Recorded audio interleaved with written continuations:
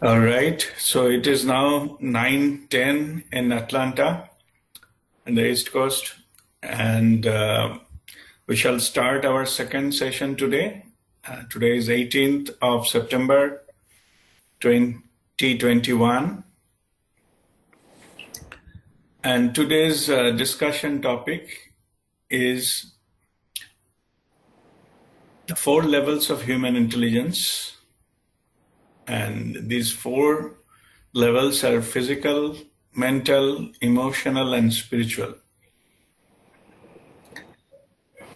And these are normally, these intelligences are,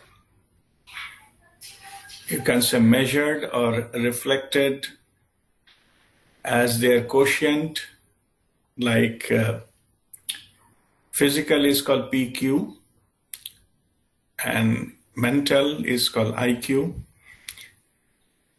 emotional called EQ, and spiritual called SQ.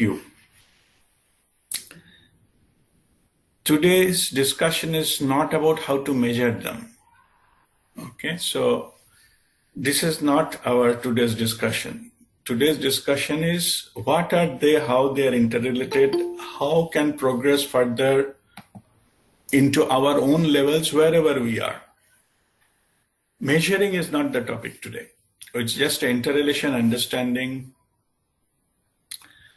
and what does that mean and what are their characteristics and how we can grow about it. Also, I will explain about the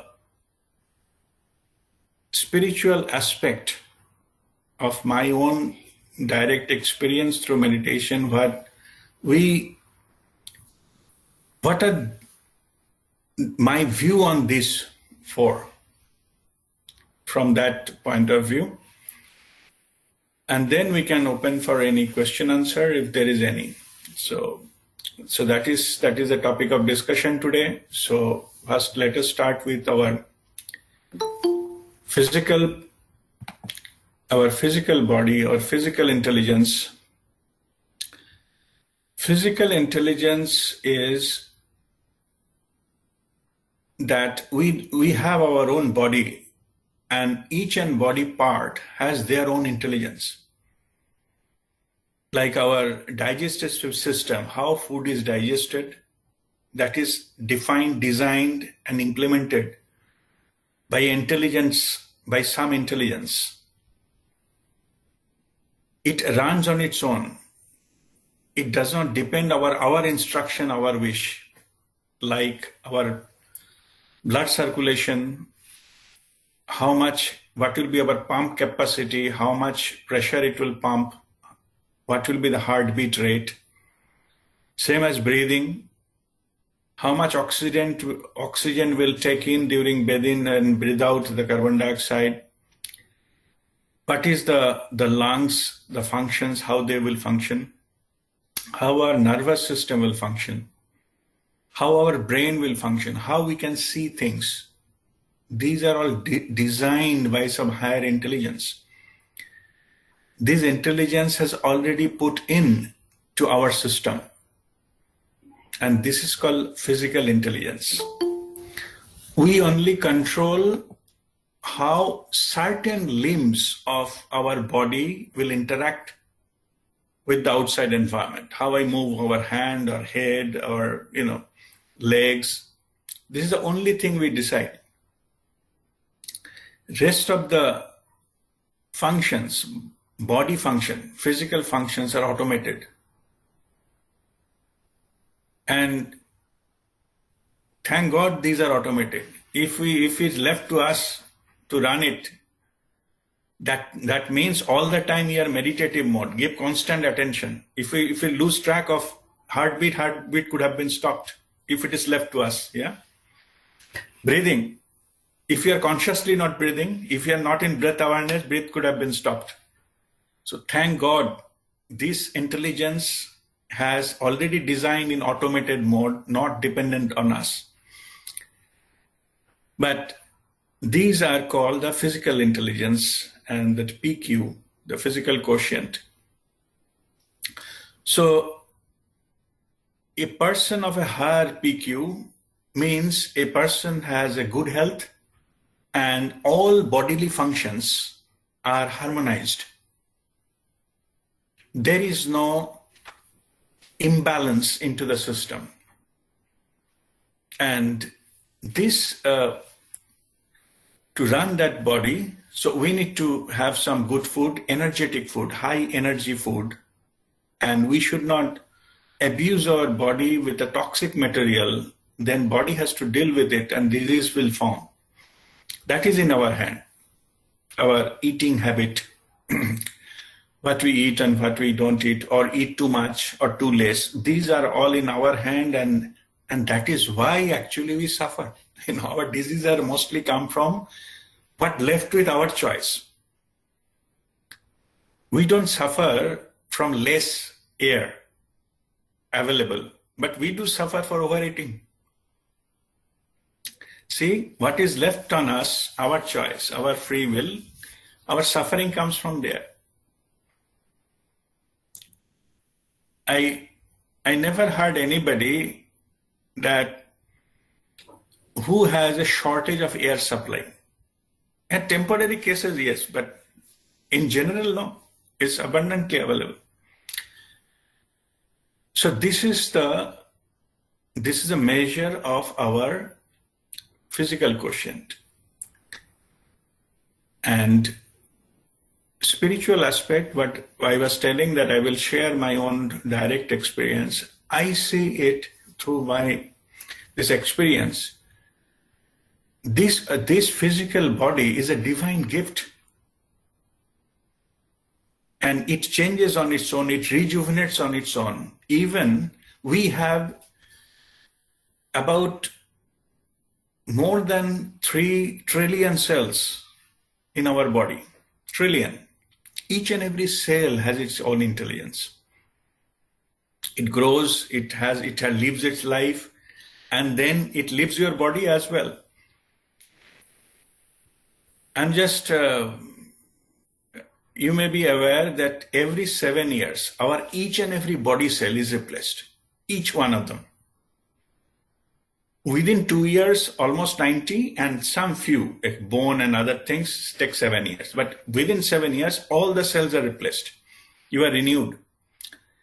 In other words, whatever body you have 7 years back and today is completely different, made of completely different cells. We claim our body to be ours, but this is rejuvenated. So technically, it is correct to say whatever body, say Rajdeep had 7 years back and Rajdeep having today, this Rajdeep is completely different. Technically, medically, that is correct. Only the memory continuity is maintained. Only this, my idea that it is me, that is continuing, not the cells. Okay, so that is our technical, but the spiritual aspect, what I was saying that I'll share. See, physical body is a divine gift, as I'm saying, that otherwise we could not have no idea how to maintain the 3 trillion cells, 3 or even more, in the range of trillions. All our so-called database could have been overflowed with, if I have to maintain the data of each and every cell and see what is happening to them and all. So these are all, that's why it is good that it is automated, and this is a gift from the Creator. And spiritually, our physical body, we explained earlier also, it is temple of our soul. It is the means to walk our spiritual path. It is the foundation stone of all our spirituality. We cannot get enlightened unless until we have a physical body. It is not possible to get enlightened at the soul level. You need a physical body to, whatever karma has been actually settling all your karma, walk the spiritual path, and the experience of enlightenment happens on your physical body.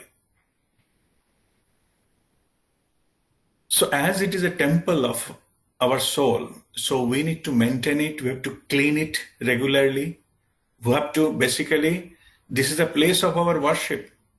We cannot make it dirty. We cannot make it on unstable grounds. So that is why we'll maintain it with respect. It is a divine gift. Human body is a divine gift. And everything given is sacred. There is nothing called this is a good body part and a bad body part. There's nothing like that. Everything has its own function.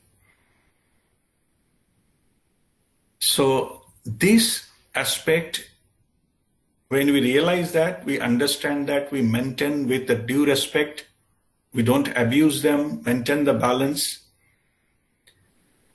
We treat it with nicely with a proper pranic food, good food. Good food doesn't mean tasty food. Good food means which nourishes the body.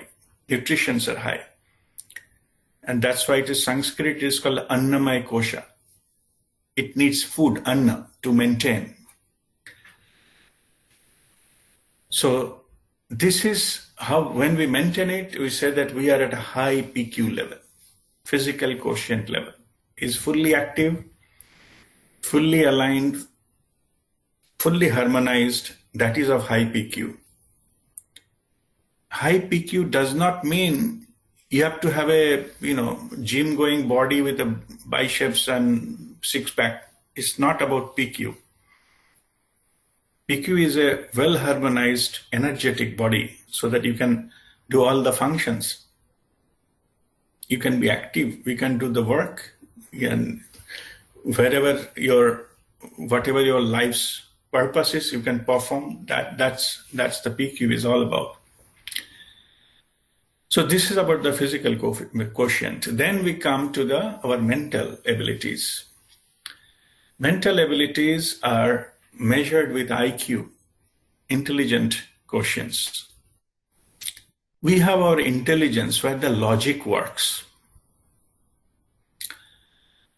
And this logic, okay, one thing I just reminded me, and one point came to me, before I go to the mental and IQ, in the physical,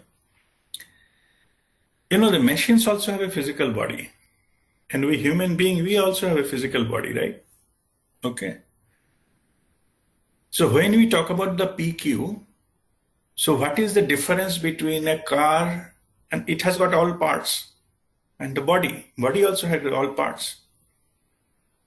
What is the difference then? Is it the same? Both are physical? They are physical, but the gift part is different. Divine gift part is different. Why? These machines, whether it is a car or a locomotive or aeroplane or a rocket or whatever that human creations, or a computer, whatever, or your mobile phone, whatever you have, it has been manufactured by the human. That, or the mechanical, let us try mechanical, let us not go to the electronic part of it, because there is a memory involved, little bit of IQ involved there. Suppose it is a car. So this car, if all the parts are working properly, they are called the mechanism. Mechanism means every part has got its own job. So if all the parts are working, the full will work. Human body is not like that. Okay. Human body is, every part is connected to each other and is connected to something higher. And that's why the human body is not a mechanism. It is called organism. It's all connected. It is connected with something divine. Some of our body parts is influenced by the external vibration, by the planetary position and things like that. Whatever you see in the cosmos, it is available in the body. They are connected. Mechanism is not that. Organism, it is that. It is connected to the higher. the capacity of human body is much, much higher than assembling a car. And reverse is also true. Even if all your body functions are working, a man still may not work. If all the parts of a car is functioning, the car will run. But a human body, all functions are proper, but still the man will not work. Okay, there is something more to it. Here there is a will and things like that is involved here. Okay, anyway, but just I wanted to mention this is a fundamental difference between a mechanical system and our mechanical system, human mechanical system or physical system. There is a fundamental difference, how they operate. Same body functions, a lot of robots have been made, no, humanoid, like a copy of human, but they miss this organism part of it. Their mechanism works, not organism. Okay, so I missed that point earlier. I just reiterated that one. All right, let me go to the mental part. Mental, as I was explaining, it is measured by IQ, intelligent quotient. So it depends. So what are the parameters of that? It is the parameters of our knowledge, what we gather from the external sources, our education, we're reading. Then some skill we develop, we learn. We learned swimming, we learned driving, or we learned a new language, or we learned a different type of, we learned sports. These are all acquired. We learn these skills. These are governed by our intellectual capacity, our mental capacity to learn. And it is also, we have a memory, so we can remember what we have learned and we can deploy that. So we also need this IQ to work and contribute to the society and the work and earn our living and so on and so forth. We need IQ. We have appeared in a lot of exams, so we needed IQ to pass through those exams so that we can remember what we learned and we can reproduce it when the need comes. That is about, and it is governed by the logical aspects of life. So it is as a cause and effect. So we understand those logics, or certain things have a certain implications. We learn that. Even the complex matrices of this interrelation also we learn. So it is like the structure with a lot of blocks. We understand each other. So one block is removed, then structure should not fall down, and this kind of things. These are the complex geometric ideas that we develop. These are the kind of aspect in life we understand, we study, and then that enhances our IQ, or mental capacity. In the mental capacity, also there is, okay, now I will come back to the spiritual part of it a little later. The emotional part, the EQ. So anything happening outside it has got some effect on our own emotions. Emotion means how do we feel. Mental is how we think. And this is how we feel about it. Somebody said some bad words to me. Okay. In this particular aspect, some aspect of me, I will react. That is, my emotion has been triggered. And this emotion, also it can be this way, like some emotion triggered by external event. Also, my emotions are playing with what are the kind of nature of thoughts I have in my mind. That also, my emotions is based on that. Sometimes we feel happy because of the thoughts are good thoughts. Sometimes we feel depressed because the thoughts are negative. So positive, negative thoughts control our emotion. And these emotions, what are the type of thought, also gives rise to the creativity. Like what something we don't have it, but we can create it. We need that emotional mind or emotional aspect of us to create that. What we are passionate about, we can create that. If I'm good at painting, or I like painting, so I will express my emotion in the painting. If I am a singer, then I will express my emotion as a song. Or if I'm a poet, I will write a poetry to express my emotion. These are not necessarily logical, but these are the expression, creative expressions of my emotions. So in that sense, emotions, they generate creativity, and that creativity can be expressed in different ways. I am not saying the creativity can only be on the painting and singing or acting. It can be on any method. You have a creative way to find a solution to a problem. You have a creativity gives one edge above the logical. Somewhere the logic stops, and then you need to have your creative solutions to it, or something you are doing but nobody has done before. At least they don't have same set of parameters. Now you can use this, your emotions, the creative abilities, to get into that one, that territory. So now let me come to that. That is defined by EQ, your emotional quotient. It depends upon how much you can bring the emotions under your control, like appropriateness. This part, emotional quotient, happens when you interact with the others.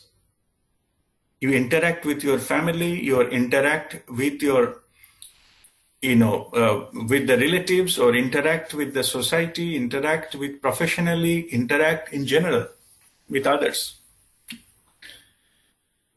All this interaction, your EQ is needed.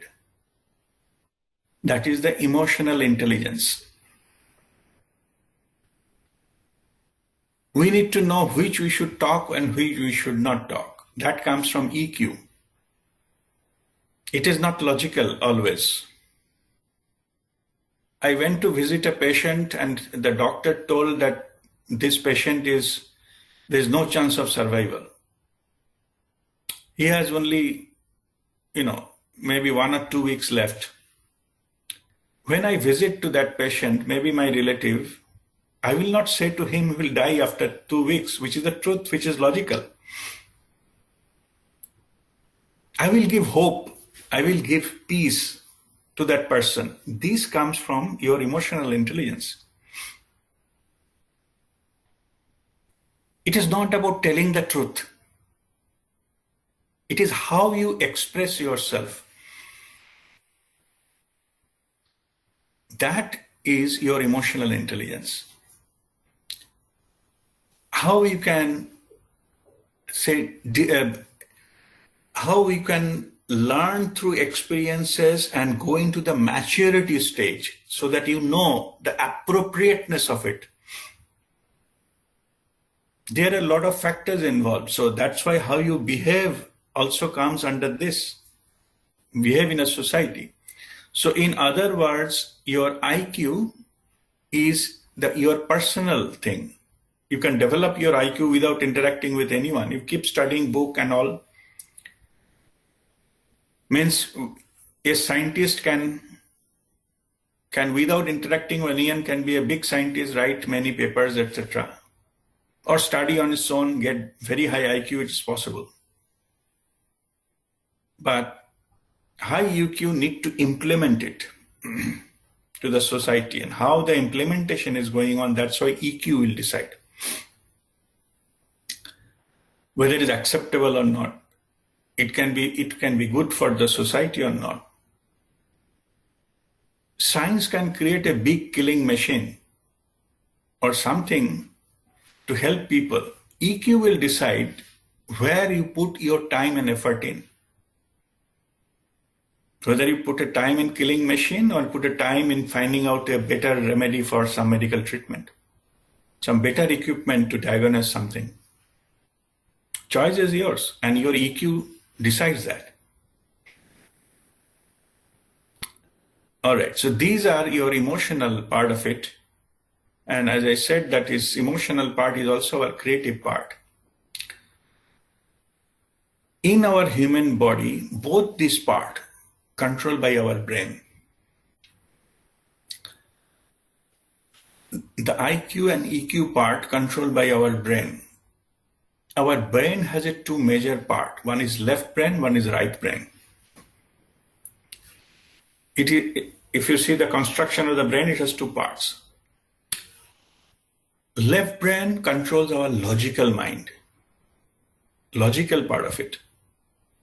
So whatever we learn in the education, those kinds of things it empowers our left brain, and it is activity of the left brain. Whether the creative part, we learn anything which is creative in nature, or trying to control our emotion or express our emotion in the right way, in the right form. Okay. Suppose if I'm angry, rather than shouting at somebody, I draw a painting with a lot of red color. Same anger created that, but the expression is different. The painting came from the high EQ person, whether the shouting came from low EQ person. Emotion is same. Okay. So this aspect is controlled by our right brain. This emotional part, the creative part. All who are high in creativity, it can be like a painter or actor. So any kind of creative arts, they are very high in EQ. The creative quotient is very high. And because their right brain is well developed. So in our brain itself, these two parts, the intelligent IQ and EQ are coming from our own brain, left and right brain. Now, let me go into the spiritual aspect of it. At the time of birth, we decide how much IQ and how much EQ we will be born with. Why? Because every birth we take based on to settle something, some karmic account we have done our past lives, past births. Certain experience you cannot have if you have in a very high IQ or very high EQ. So at the time of birth, we decide, nobody else. It is not a punishment. It is our soul's decision that what kind of level of intelligence we have that life so that we can have that experience. Suppose in one life we cheated someone. And this life we intentionally reduce our IQ low so that we get cheated and settle that account. I'm just giving some example. If you're too much high, too much intelligence, then we rather in that life again will cheat maybe 5 people. Bind more karma. It is not good for the karmic thing. For that life, it will be okay. This we decide. Also, maybe our lessons are somewhere else. We come here to experience 3 things. Karma works in 3 major aspects of our life. One is the financial, next is the health lessons, and another was relationship lessons. First was the monetary, the money part of it. If you are too intelligent, maybe we'll be having quite rich, we can earn big amount of money. But we are not come with that kind of emotional quotient. We fail in relationship. We must often heard the story that somebody is a topper in the classes and all. They failed in the practical life. Professionally, they cannot keep a job, or they cannot, get their marriage doesn't last because of the absence of EQ. No doubt that person is very, very intelligent. Otherwise, how he can be a top in the exams and things like that? Reverse is not true. I'm not saying that all high IQ persons are failure in their relationship. I'm not saying that. Okay. I'm saying there are examples. I'm just giving you some idea that high in intelligence, that does not mean that you can interact with other people well. That needs EQ. Or somebody may not be very high in IQ, but loved by everybody. So that person is high in EQ, even though IQ is less. People like to work with that person. People like to be in the company of that person because he's nice. He's nice to be worked with, talk with, live with. Okay, so this decides by the EQ. So as I said, this part, initial, what we born with is decided. But what we can do, we can grow in our level. More so, we have to keep balance. Means our EQ should not be used to destroy our, intelligence level, or vice versa. Or both EQ and IQ should not work to destroy my health. What is PQ? That is a destructive behavior. That is a self-destructive. There are many people, they have a pattern of self-destruction, abusing their own body. Anyway, so those comes from the higher level you go, then less of that will happen. You will be in the harmony with yourself within and without, with your outside people and outside nature, and overall with the planet Earth. You'll be in a full harmony with that. You will live with that. So that is the balance we need to achieve here. And the fourth part is SQ. Oh, by the way, SQ, somebody says it is a social quotient. There is nothing called social quotient. Okay. Social quotient is a sub form of EQ. If you are in a higher in EQ, social skills are part of that, where the interaction comes with other people. There is nothing called SQ. Some people fashionably say SQ, social quotient. There is nothing called social quotient. But SQ is a spiritual quotient, and social quotient is there, but it's a part of EQ. Okay. All right. Now in the spiritual quotient, it basically, first one start with your physical body, who you identify with, then your mental body, who you think you are, then your emotional part of it, what you feel you are, and spiritual is who you are, or who am I? That question, what is the purpose of life? What is the meaning of life? All those things. Those things are not there in these three. And there you get the connectedness with the bigger I. You are not that. They are your expressions. They are your tools. But you are not that. This realization when happens, then you start walking the spiritual path, and then that SQ happens. And this spiritual quotient, it comes from your, there is something called Maslow's law of hierarchy, the pyramid. Basic needs, the survival, the food, and then it comes certain level of the earning and power and prestige and things like that. This is another level, and then goes into the higher level of the recognition, social recognition, and all these kind of things, earning medals, achievements, and things.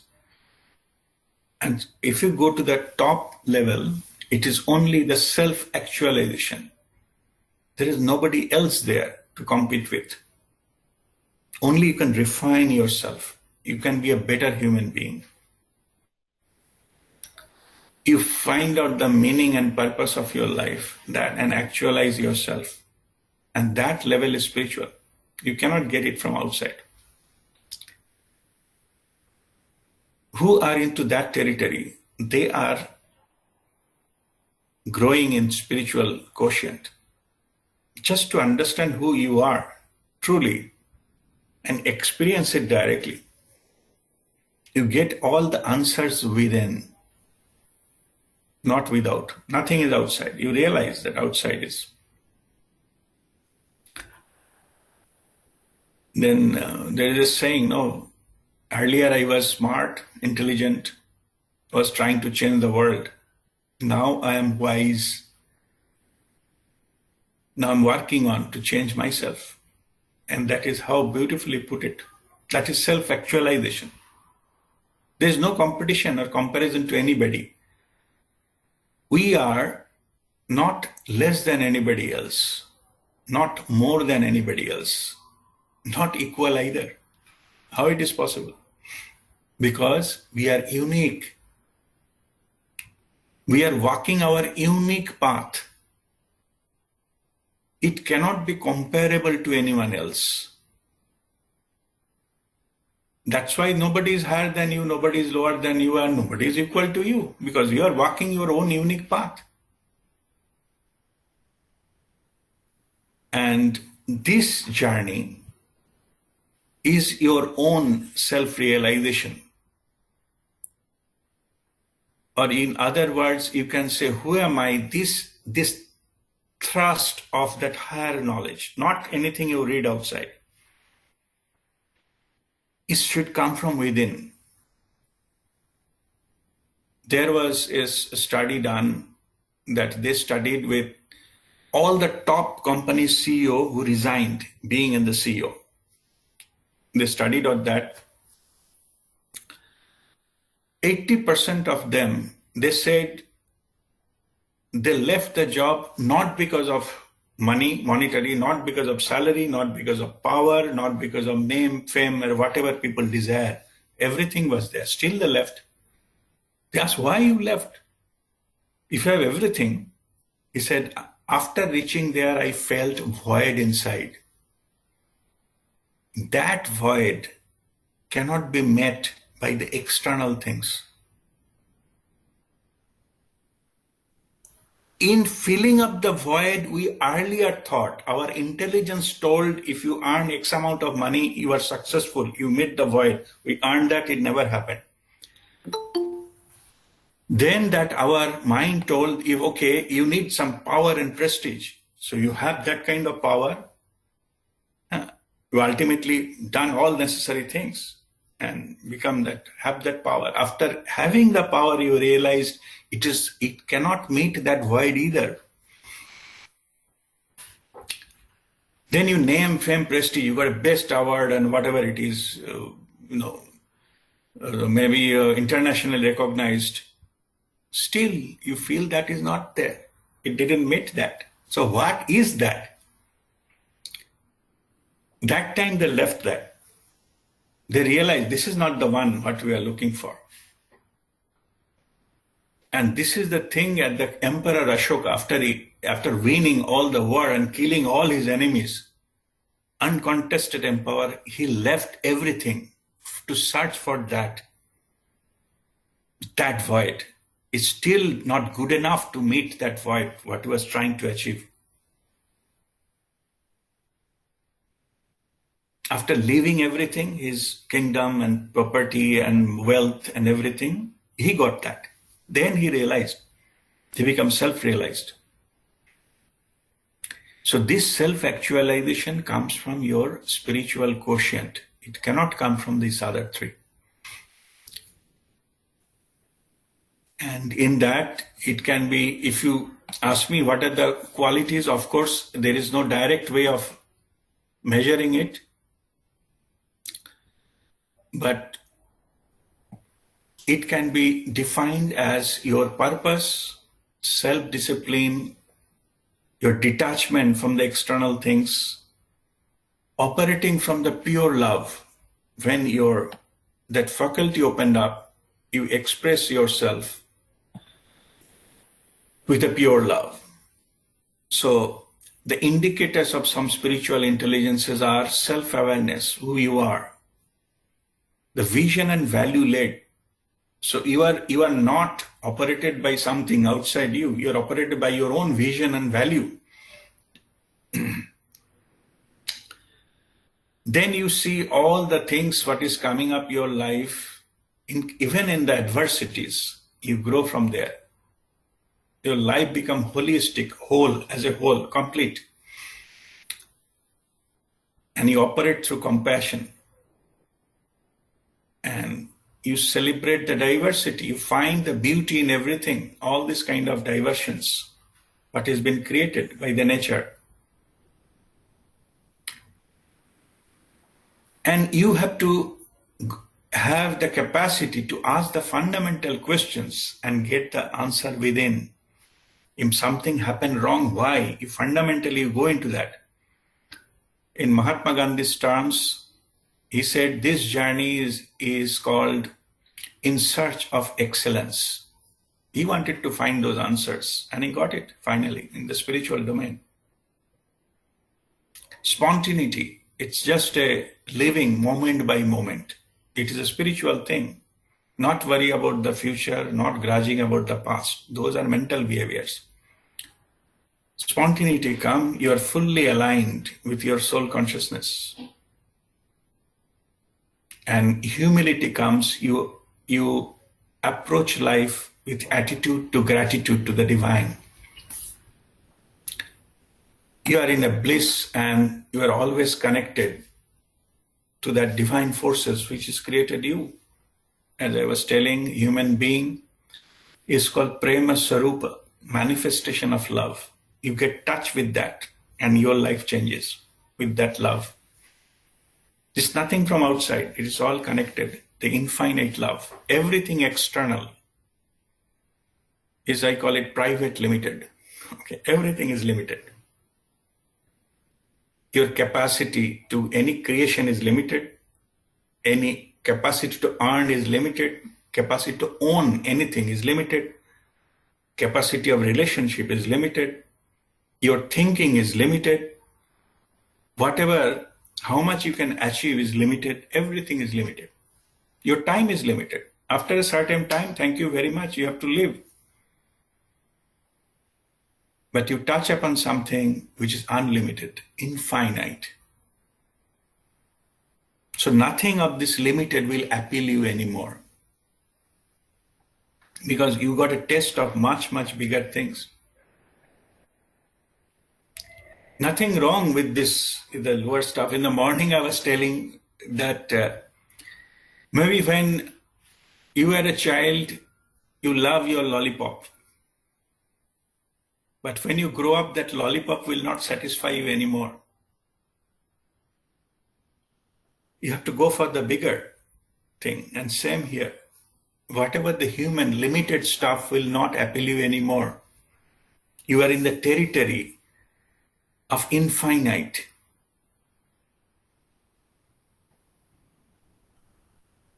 The reason we wanted to go for any kind of happiness or pleasure, after that we realize, okay, the pleasure is temporary, but in the process, if I harm anyone, the karma is permanent. Even have to pay lifetime to come back and settle it. When you realize that, that pleasure will not make sense to you. It becomes like a lollipop.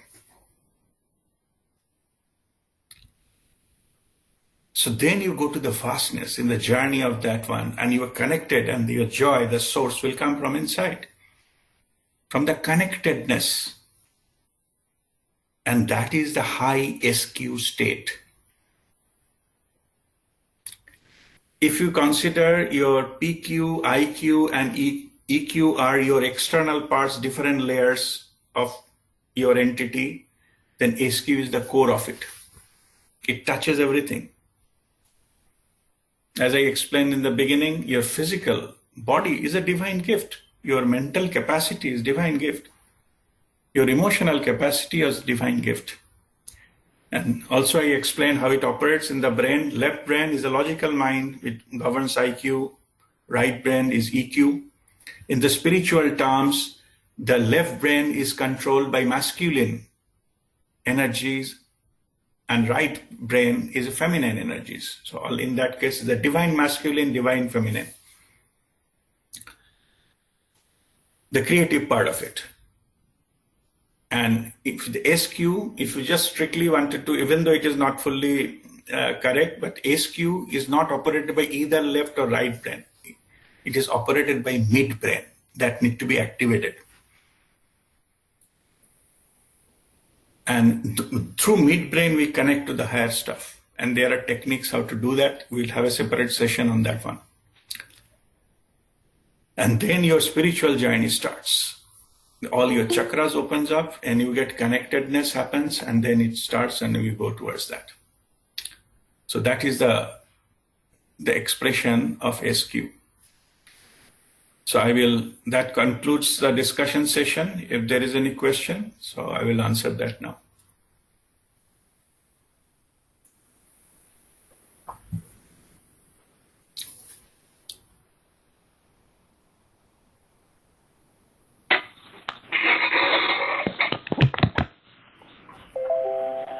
Guruji, I have one question. Yes, Vani. When we talked about emotional quotient, where we should be in the middle, or is it wrong to express, or is it we should not express? I didn't understand that part of it. Okay. All right. See, if something happens outside you and it triggers you and you express your emotions, that is called reaction. Okay, you react. When you become mature, you don't react, you respond. Means there should be some gap between the external stimuli and what your outcome is. If you're in that state where you develop that space, then you respond. And that space is developed in your spiritual practices by witnessing. If you can witness what is going on in your mind, then all the time you are under witnessed condition, and then you'll be able to control it. Whether there is a need to control it or not, that appropriateness will come to you. Whether you express it or not, that decision, it is a decision you need to take. So what I am saying is that better you take the decision rather than you become a slave, that automatically something happens, you express your emotion and then you regret later on. Okay, I'm not saying only bad thing, I'm talking good thing also. You see whether it is appropriate to express your emotion in that particular time. Okay. Suppose you went to visit some funeral ceremony. Okay. Then you got some text message that X amount of things. Maybe you got some source, some money, $50,000, that's deposited in your account. To express your happiness, and that time you need appropriateness. Yeah? Your environment, ambience, you are attending a funeral ceremony. That time you got it. You got $50,000 from the unknown source or whatever. You have a reason to be happy, but you should not react. You should not stop feeling happy and dancing at that particular time. Here come EQ. So that answer your question, Bani? Yes, Guruji. Only reason I asked is sometimes they say that if you suppress your hard feelings or fear, it will come out in a different way, in a very bad way, maybe, So I just wanted to ask. No, it's a very good question. Expressing is not the issue. Suppressing is the issue. What you are talking about, the suppressing, the other way around. We are not saying you have to suppress your emotion. What we are saying here is express it appropriately. No need to suppress. Okay, no need to feel guilty. We are walking the path of householder spirituality. We need to enjoy life. Don't feel guilty. Suppose you would like to have some ice cream. Go and have the ice cream and enjoy it. No need to feel guilty. Oh my goodness, I should not be having it. All these things happen, so many calories gone. If you have that, then don't take it. Or if you take it, you enjoy it. So that is the EQ level. The guilty part has to go. But the appropriateness should come from within. You can say, I can enjoy ice cream maybe once in a week, twice in a week. That is fine. It's okay. So that comes from the appropriateness. Okay, suppressing will affect, as you rightly said, it will affect like a disease or something else. So that is not a good idea because your desire has not gone. As long as the desire is there, suppressing make it more powerful. Like a pressure cooker. When the steam is generated, you suppressed it, you are not allowing steam to go out, it will create a dangerous pressure sometime inside. Unless until you have that, the release valve on the top of a pressure cooker, that saves it. Otherwise, the pressure cooker may burst. Same in the human emotional conditions. Don't create a pressure cooker inside you. Allow it to release appropriately so that your cooking is also done, pressure is also released. When the pressure is released, you can open and enjoy the food. That's it. All right? Thank you so much, Guruji. Yes, Shaival? Yeah, so as the question in terms of the PVF's influence on the emotional quotient, right? So how does, and you said about the emotions, the feminine emotions like fear, anger, if I may say those are feminine, emotions comes from the right brain. So PVF influences both the sides of the brain equally, or because in some expressions, if there are impact on the right brain on these emotions, obviously your left brain is also affected. So what's the correlation? By the way, the emotions come from the right brain only, no matter what type of emotion it is. Yeah, that's what I think.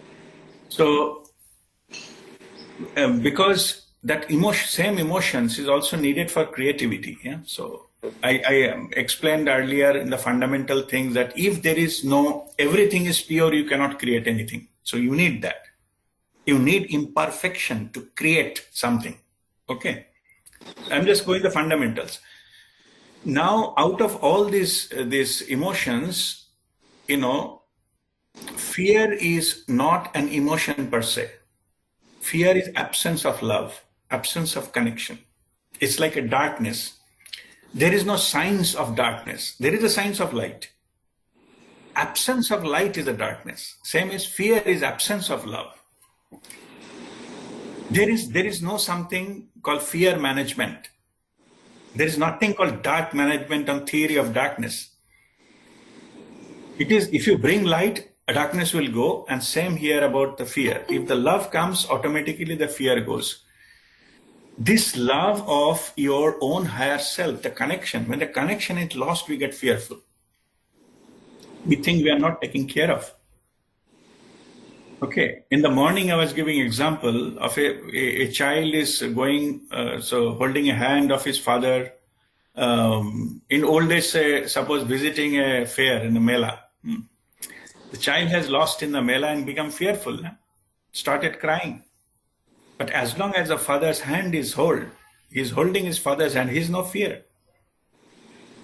He's connected, he's enjoying visiting a fair or mela or something like that. Same here.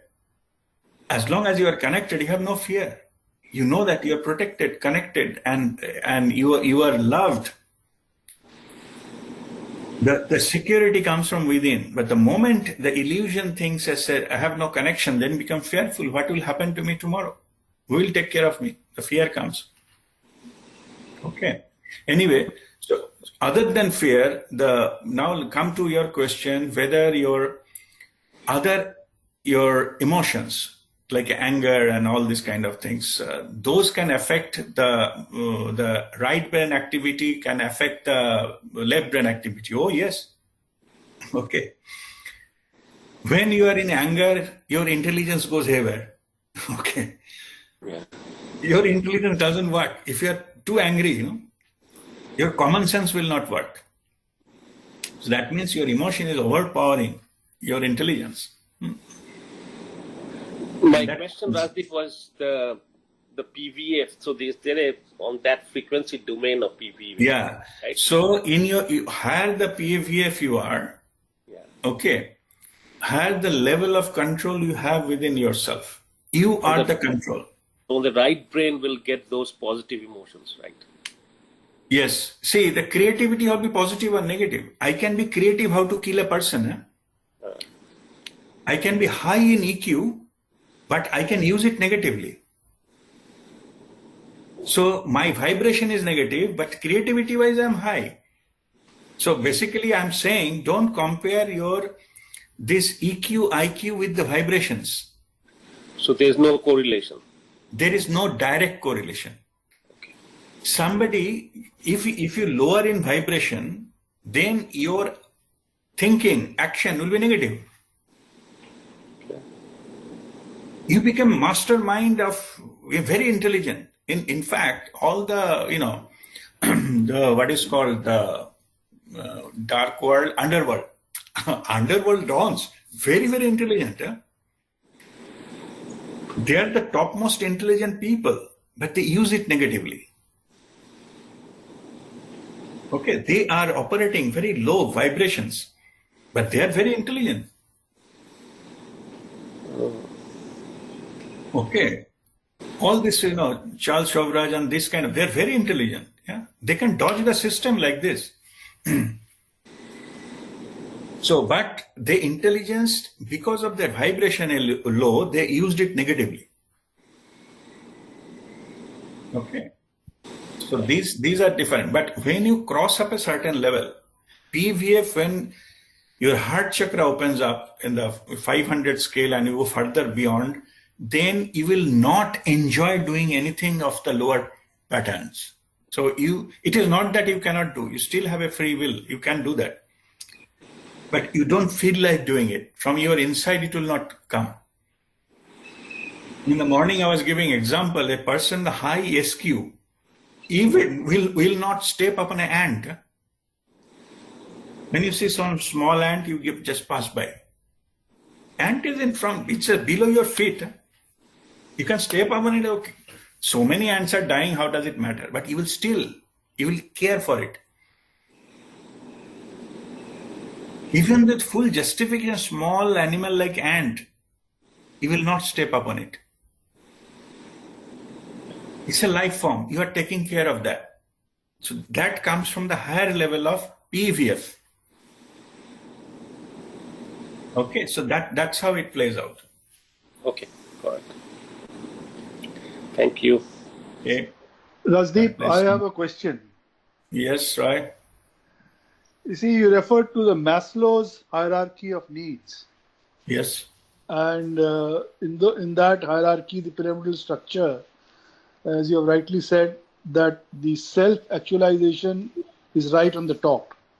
Yep. Now, you get a call within yourself to self-actualize. and you put in efforts to self-actualize, but at the same time you get inner feelings that I still need to sort of cater to the economic demands which falls upon me due to family or due to many other reasons. So when you're on that crossroad, when you get these two demands almost equally, what do you suggest? I suggest that whatever situations you are given in, make best out of it. No situation, because that situation, our own soul that creates. For us to have certain thing, if there is no exam, there is nobody can be graduate, nobody can be postgraduate, nobody can have education. No, same here. The situation has been created for us for the testing purposes of our own. We test ourselves by giving these situations, and they are not either or. They can be complementary. So in a given situation, give your best, and rest you leave it to the divine. Means if you suppose you are in a position where you see that you need to say earn money, whatever you can, you do that, and rest you live it. That part comes from the spirituality, the acceptance that okay, I have done my best, and this is it, and this is the best I can do. I live it there. I mean, you have time again said that this is householders' spirituality. Spirituality, yes. But my personal experience is that the more I delve into this field of spirituality, I feel the need of concentrating more and more on that. Sort of balancing the two. I find it a little difficult. Yeah. So that's why I'm asking. I mean, my interest in spirituality, drags me to say that, you should do this, you should bring this into your daily rhythm, you should sort of attend these camps. But that will leave behind a lot of activities which I am doing. And I face this trade-off very often. Yeah. Okay, this high time consuming activity that you need to plan, means there is no other way. But the daily routine, you need to find your own time to do it. Okay, daily practice for your own. Okay, the attending something, getting more knowledge, more this thing, that is a different thing. Okay, but working on yourself, it should be part of your daily routine. So you need to fit into your daily routine to go get into that and raise your vibrations. It will actually change your other part of your life. Means you will be able to find the gaps. You will able to find the solutions which otherwise not. All the time your situation will control you. But when you raise your vibration through your spiritual practices, you will be controlling the situation by giving the solutions as appropriate. That will minimize your time to sort out things. Only for the higher understanding, accepting this, and rest you say, I cannot accept it, leave it to the divine. Who created the universe, they can create the solution for you also. Only thing, we have to allow that solution to come into our life and accept it. Okay, if something, suppose if not keeping relationship with brother is the solution, let it be. Why I'm crying every day, oh my, relationship with brother has gone, rogue and things like that. No need. I accept it, and matter ends there. Okay, the acceptance will liberate me. Rather than I drag down into all this my emotions about these things on the family. Yeah, I will try my best. Something is not happening, I leave it there. It's okay. I get you. I think the key is the acceptance, which you say. Yeah. Acceptance and whatever it, from your side, you give your best. Means what I'm meaning is, in the excuse of spirituality, don't say, I'm detached from these things, Some of your family needs, somebody is ill, they have to take it to the doctor. You say, no, I'm detached. No. Okay, so don't make it an excuse. Give your best. Because at the end of the day, you will suffer. You could have done it, but you didn't. It's only because of you, not because of other. Maybe somebody else will come and call an ambulance. Not an issue. But Darun example. so what I'm saying, do your best so that you don't feel guilty later on for you. Right. And after that something happens, you accept. All right. Right. Okay. So lessons learned is no spirituality of convenience. Yeah. Yeah, absolutely correct, Shobha. Yes. All right.